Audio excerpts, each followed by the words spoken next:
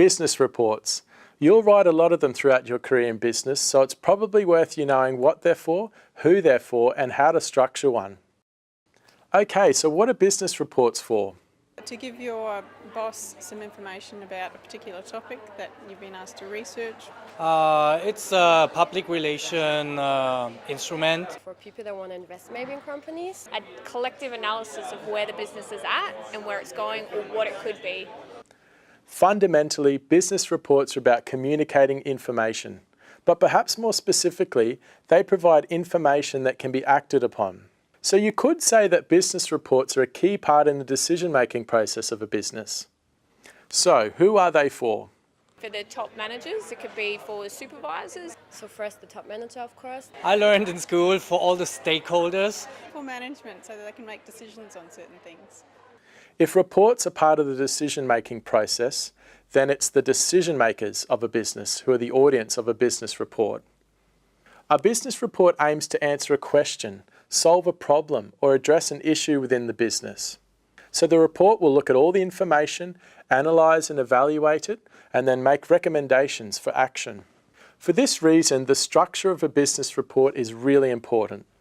So, a business report will have the following overall structure: an executive summary, followed by the introduction, body and conclusion, and finally recommendations.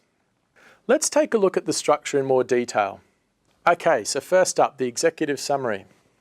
So it's like the cover letter really for the whole thing. It's just going to give you a really dot point exactly what it's about, what the hopes are, what the findings are, where they've come from, and the general advice. A specific but brief outline of what's in the business report. To make it really quick and easy for your bosses because they don't have much time. A common misconception is that the executive summary is an expanded version of the intro. Actually, the executive summary is, wait for it, a summary for the executive, or a manager, or more specifically, for a decision maker in the business. So it could be a peer. It's for the busy manager who may be rushing to catch a plane and needs to do a quick first pass over the report.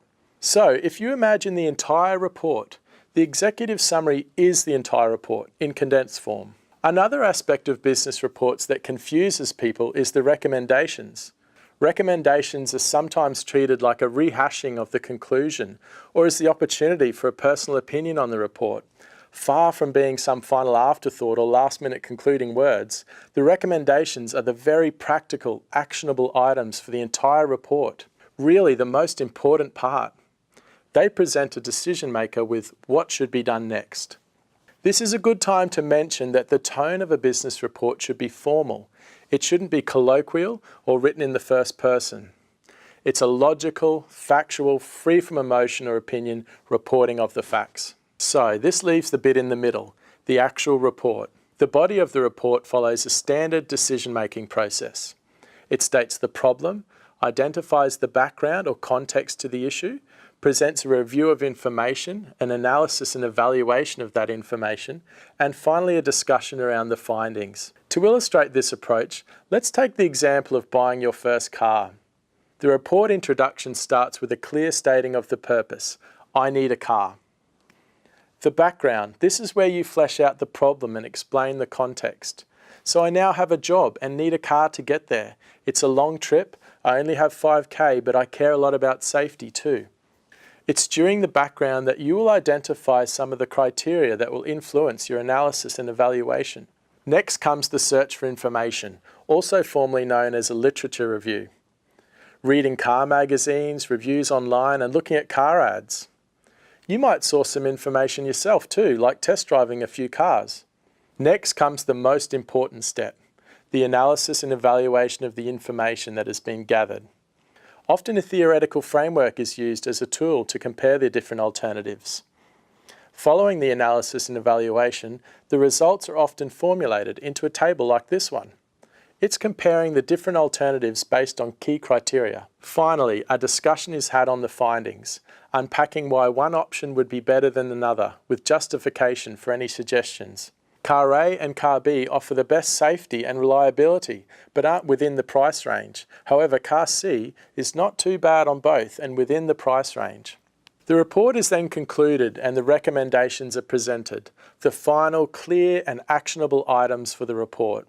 So you can see why this process is so important when the recommendations may involve spending a few $1,000,000. The process of arriving at the recommendations needs to be clearly and logically documented.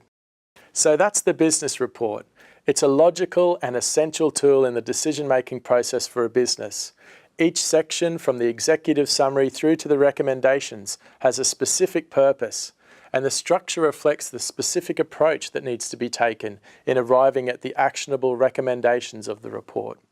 Information in, analysis, evaluation, and actionable items. Well, all the best with writing your next business report.